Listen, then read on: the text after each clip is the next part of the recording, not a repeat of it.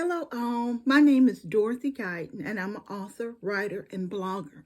I am so excited to let you all know about my project.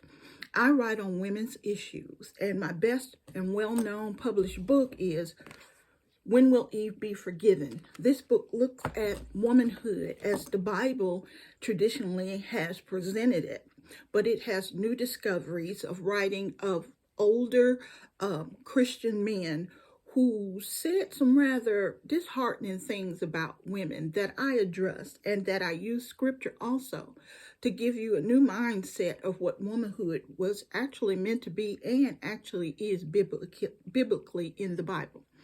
Um, it is a work that I'm very proud of. It's a legacy book that's for mothers, daughters, nieces, grandchildren, all the women in your life. It gives you a sense of empowerment and being grounded in who you are as a woman. And I'm very proud of that book. Since writing that book and promoting that book, I've also written a book about manhood interrupted. There's been several times throughout history when manhood, as is known as protector, provider, and procreator, has ran into different dynamic and change during advancements in technology. And one of the big disruptors to the definition of manhood has been women fighting for women's rights, being equal in pay, opportunities, and in the workforce and home with that change in definition. While writing the manhood book, I discovered there was not a true definition for womanhood. We do not have three words that describe us, and the three words that we do have are inadequate because the three we have refers to personal attractiveness, nurturing, and being able to be empathetic. And I think that is not broad enough definition to describe women. I have found through my research that it is asserted that because women are so complex, that womanhood is defined by the community you live in or your societal norms. So in one area, demographic, womanhood may be seen as a woman who's able to work and take care of home and family. And in another demographic, it's just purely based on being able to reproduce and be a mother. And I believe there should be a new dialogue about womanhood. I think we can be defined with a certain cohesiveness that brings us all together. And if we don't know where we're going, how do we know when we get there? Are we women? Have we reached womanhood? That is a question I think deserves conversation. So I started a project, and I'm looking for interview participants, and I mean a wide range of interview participants, to answer 7 simple questions about womanhood in the 21st century. Here, I'll read them for you real quick, okay? To just let you know what I'm looking for. And I start with, what age did you become a woman? If you do define yourself as a woman, do you know what age that was? And are you really living in womanhood by your own definition? Did you have a model for womanhood? Did you have someone that you looked at and said, that's what I want to be as a woman?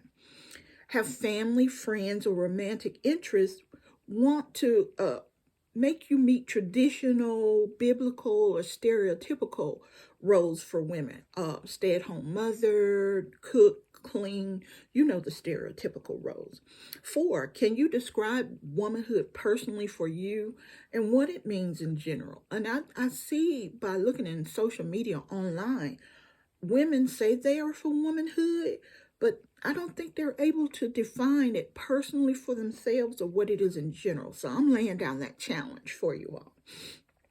Do you believe men want a feminine woman, wife, girlfriend? Do they really want a woman that embodies femininity, which is really nurturing, supporting in the help role and not the front role? Does motherhood make you a woman? That is a question that needs to be answered. And lastly, do you consider yourself a feminist? And this is the definition of feminist. Feminism has been given a bad rap, but this is the true definition of feminism. And that is a belief that men and women should have equal rights and opportunity. That's it. So simple. Do you consider yourself a feminist or not? In that definition, not in the distorted definition that has been pushed. I ask you, participate, join in, help me discover womanhood in the 21st century. I think it's going to be a wonderful journey, an exciting journey.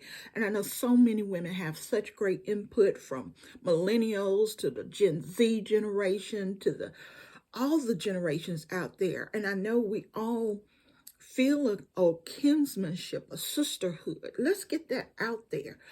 You can participate with your first name, first and last name, anonymous, or your social media name, but it will have more impact if you at least give your first name and country or state you're from. Send your interview answers into my email address, and that's riserfall, RIZERFALL